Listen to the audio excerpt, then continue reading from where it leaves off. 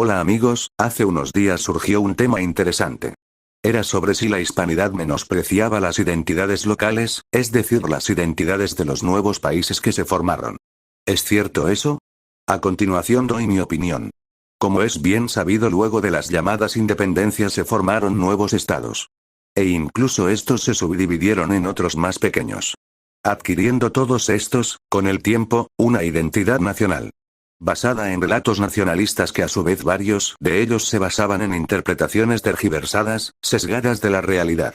El común denominador era la satanización de la época virreinal y la idealización de la época indígena. Pero además se le añadió un tercer punto. La enemistad con el país vecino, que irónicamente es muy similar.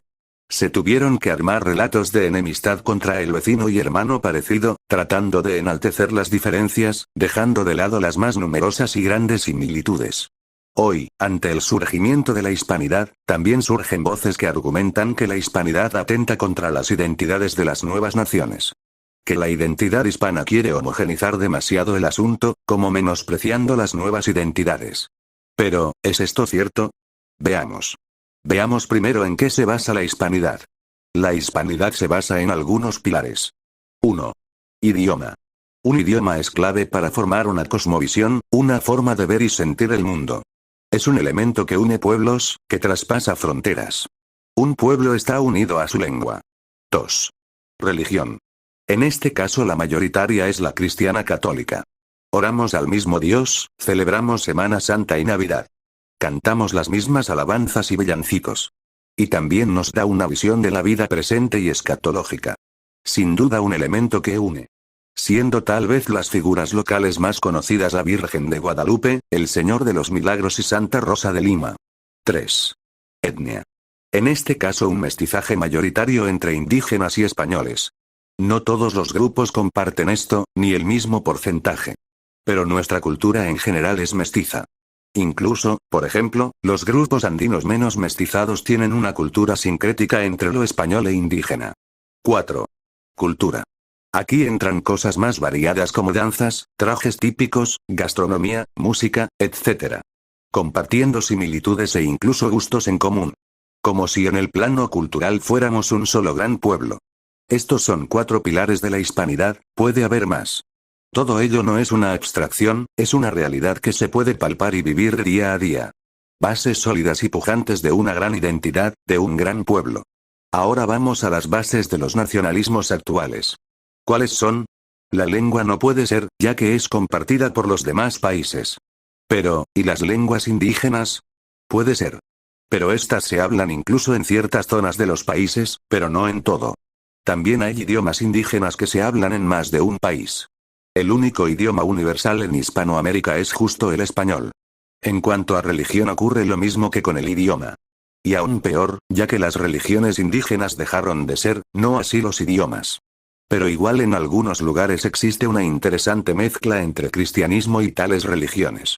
En el tema étnico ocurre algo similar. El mestizaje es general, alguien promedio de algún país hispano puede ir a cualquier otro y a simple vista confundirse como un local, no se notaría la diferencia a simple vista. Claro que hay excepciones, como tal vez Argentina, Uruguay, y ciertas zonas de los demás países. Pero lo que menciono aplica para la mayoría. También existen etnias indígenas repartidas en más de un país, separadas de manera contraria a lo natural por una línea fronteriza estatal moderna. Como por ejemplo los aymaras entre Perú, Bolivia y Chile. Vale mencionar que no abogo por modificar las fronteras, claro que no, solo menciono un ejemplo interesante. En lo cultural las diferencias son mínimas. Alguien de Perú, o del extremo sur de Chile, o del Caribe hispano, puede ir por ejemplo a México y asistir a misa, luego salir a comprar alegremente por el mercado local comunicándose con los vendedores. Y así podríamos seguir con las similitudes. Aunque sí hay diferencias, pero son más de carácter, de forma de ser entre hispanos, más no así de cultura en general. Y ahora viene la pregunta, entonces ¿dónde quedan las identidades nacionales actuales? ¿La hispanidad no les da importancia? Estas preguntas reflejan un problema de identidad, que en realidad no es tal. En realidad es bastante simple. La identidad hispana es la identidad amplia, con base lingüística, étnica general e incluso religiosa. A partir de ella se han derivado una veintena de nuevas identidades menores, todas ellas con sus características propias que las diferencian de las demás, pero manteniendo la misma esencia. Estas nuevas identidades son muy bellas y hay que protegerlas, cuidarlas y celebrarlas. Todas ellas son riquísimas y deben mantenerse, fortalecer su bienestar. Sin olvidar que forman parte de algo mayor. Es decir, hispanidad y nacionalismos actuales no se contraponen, sino que se fortalecen y enriquecen mutuamente. Bueno hermanos, espero les guste el video. Comenten con libertad. Saludos.